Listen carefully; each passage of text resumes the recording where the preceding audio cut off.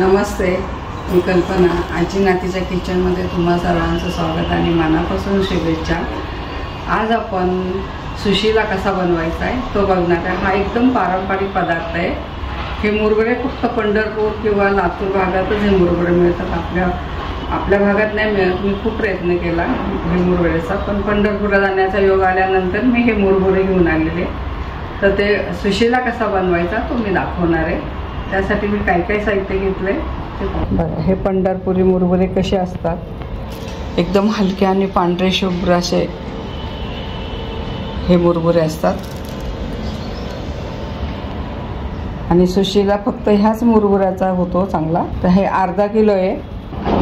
त्यासाठी फोडणीमध्ये मोहरी, जिरी, कढीपत्ता, मिरची, हे ढोबळी मिरची आहे, गाजर, शेंगदाण्याचा कूट, हिंग,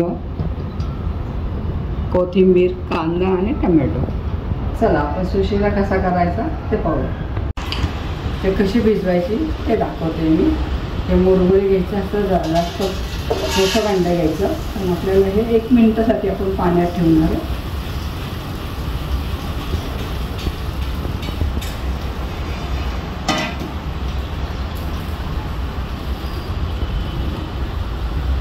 हे सगळे 1 मिनिटासाठी आपण पाण्यात ठेवणार आहे मुरगुडे.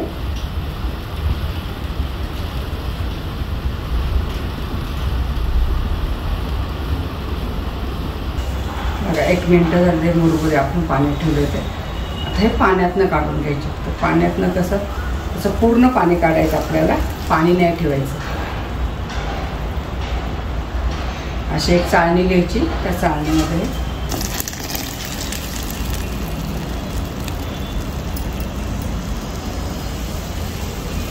असे पूर्ण पाणी काढून घ्यायचं मुरगुड्यातलं.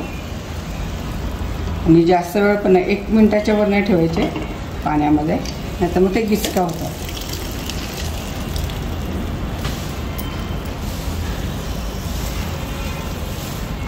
चला आता आपले मुरगुडे छान असं धुवून आणि पिळून बघा हे कसे झाले. पाण्यातनं काढले आणि पिळून घेतले होते. हे असे होतात. चिकट नाही झाले, काही नाही, गिचका पण नाही झाला. असे मोकळे सळसळीत ते मुरगुडे झाले. फोडणी घालायला घेऊ. मी ह्याच्यात 2 मोठे चमचे तेल टाकले. पहिले टाकू आपण मोहरी,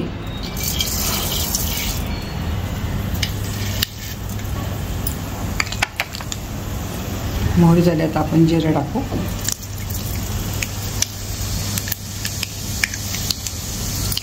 हिंग,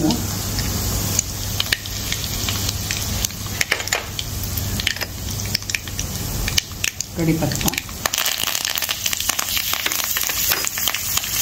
गाजर, गाजर टाकायचं.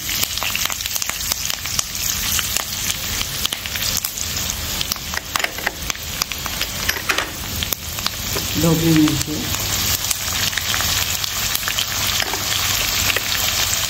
हिरवी मिरची,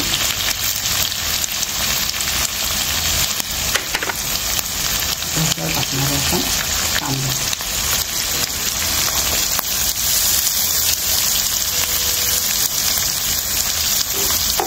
छान परतून घ्यायचं.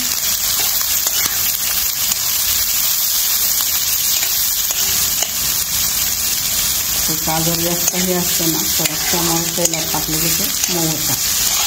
पण आधी गाजर टाकलं आणि लवकर परतण्यासाठी आपण थोडंसं मीठ घालू. हा कांदा छान मऊ होईपर्यंत आपण परतणार आहे. बघा कांदा पण आपला छान असा परतून झालेला आहे. त्याच्यात घालणार आपण टमॅटो.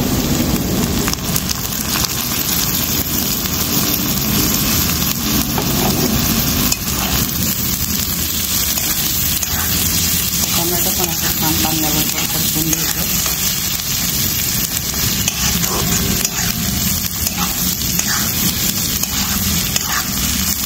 छान असं खमंग फोडणी बसली ना, म्हणजे सुशीला छान लागतो खायला.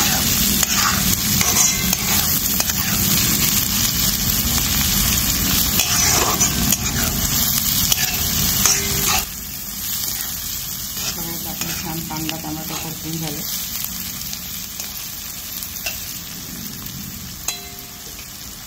आपली राहिली होती हळद, आपण हळद टाकून देऊ.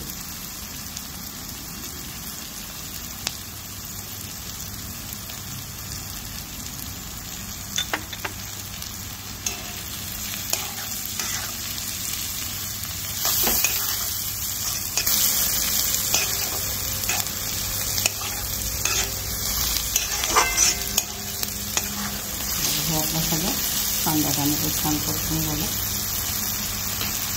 म्हणजे मुरमुरे भिजवले होते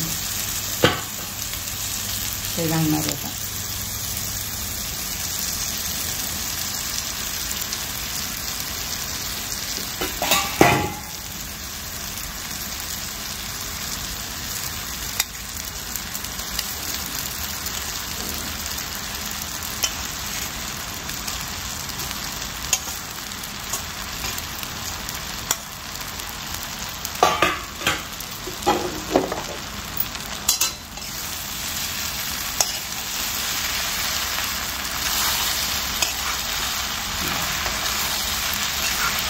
काय कलर आलेला आहे आणि अजिबात गिचका झाले ना आपले मुरमुरे.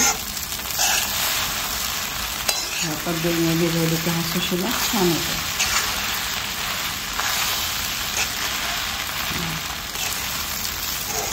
छान स्मॅन वास आहे गोळायचा सगळ्यांनी मसाल्याचा. त्याला झाकण वगैरे नाही ठेवायचं किंवा झाकण वाफ पण नाही आणायचे.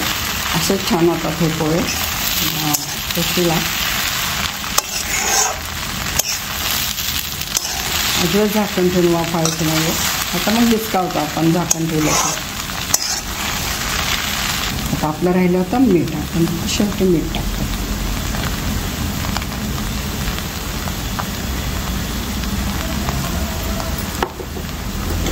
मीठ टाकायचं परतून.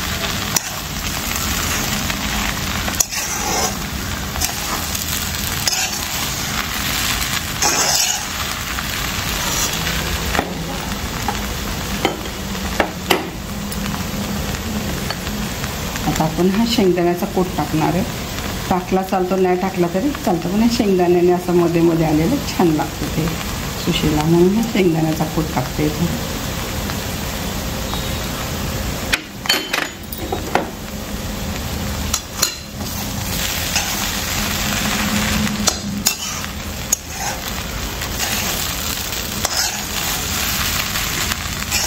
ह्याला आपण चिमूटभर पण नाही साखर वापरली, कारण मुरमुरे गोड असतात त्यामुळे ह्याला साखर नाही टाकली.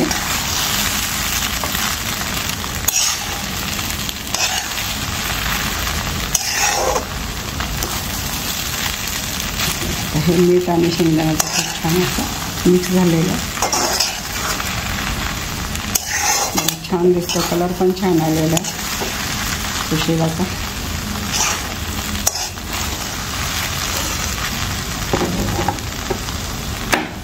टाकणार आपण कोथिंबीर.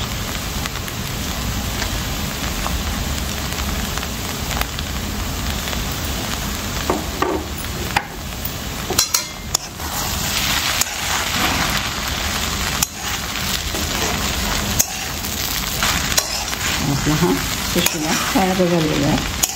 अगदी पारंपरिक पदार्थ आहे, कारण माझं सासर लातूर आहे त्यामुळे हे पहिल्यापासून पदार्थ बघत आलेले आहे मी. आपला हा छान झाला सुशीला.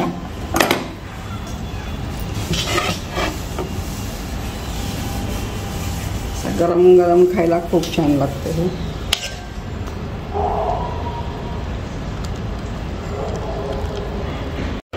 चला आपली आता सुशीला बनवून तयार आहे.